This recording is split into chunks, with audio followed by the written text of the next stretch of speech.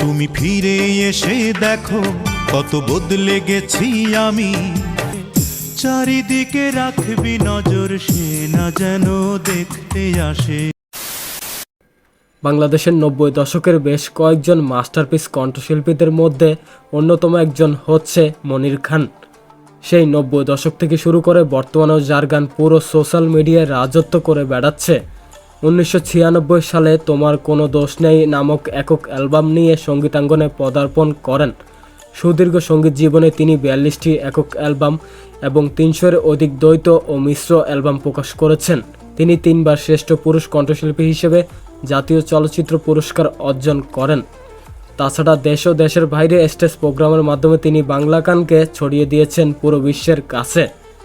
যাই হোক, আজকের আয়োজনে গুণী লিজেন্ড এই সঙ্গীতশিল্পীর জীবনের জানা অজানা ইতিহাস, বর্তমানে তিনি কোথায় এবং কেমন আছেন সেই সম্পর্কে সংক্ষেপে জানব।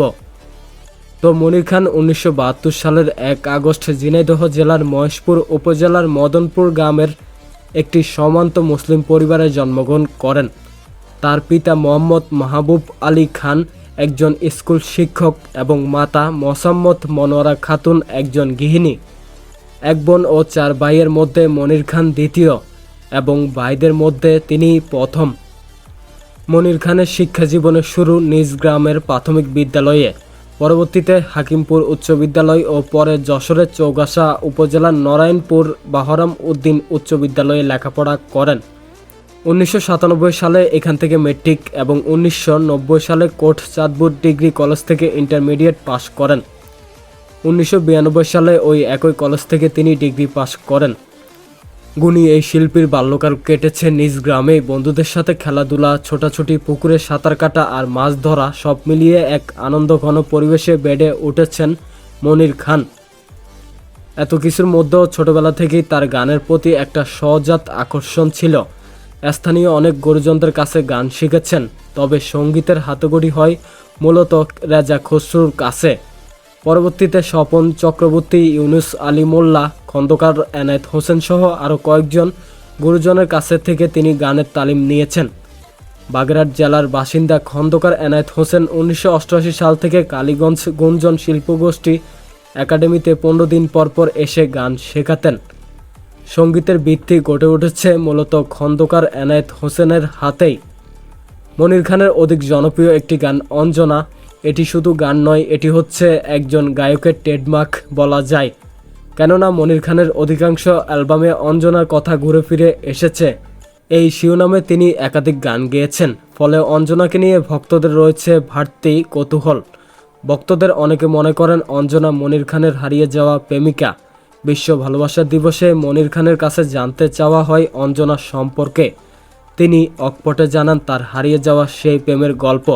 অঞ্জনাকে ভালোবেসেই জীবন কাটালাম, সে আমার কৈশোরের ঘটনা, না হলে এত বছর তাকে মনের ঘরে পুষে রাখতে পারতাম না, বলেন মনির খান।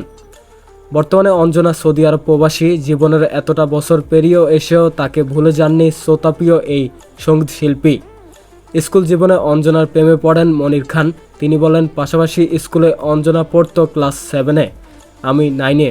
আমাদের প্রেম আসলে সেভাবে প্রপোজ করে হয়নি, একসঙ্গে চলাফেরা, এর মধ্য দিয়ে দারুণ একটা বোঝাপড়া তৈরি হয় দুজনের মধ্যে। এখন প্রেম ভালোবাসা কমার্শিয়াল লাইনে চলে গেছে, কে কতটুকু পাচ্ছে এ নিয়ে হিসাব হয়। তখন এমন ছিল না, রিয়েল লাভ তখন ছিল। যদিও আমাদের দুজনের স্বপ্ন পূরণ হয়নি, ঈশ্বর হয়তো চাননি, তাই আমাদের প্রেম পূর্ণতা পায়নি। প্রেমের ক্ষেত্রে বাধা কোথায় ছিল, এই প্রশ্নের জবাবে মনির খান বলেন, আমাদের রিলেশন 7 বছর পর্যন্ত ছিল। বুঝতে পেরে ওর বাবা অঞ্জনাকে বিদেশ পাঠিয়ে দেয়। তখন আমাদের আর্থিক অবস্থা ভালো ছিল না, বৃত্তের মাঝে চিত্তের সুখ খুঁজছিলেন তারা। আমরা বিত্তশালী ছিলাম না বলেই শেষ পর্যন্ত হেরে গিয়েছিলাম। ওরে তোর শরীরে মির্জাফরের রক্ত, লোকে বলে বলে রে অঞ্জনা বড় বেঈমান। চাল নেই চুলো নেই, আমি যে বেকার ছেলে, কেমন আজ বুঝাছি আমায় লইয়া কি পীড়িতের ঘর। সে যদি পায় রে খবর, কেমনে দিবি লাশের খবর।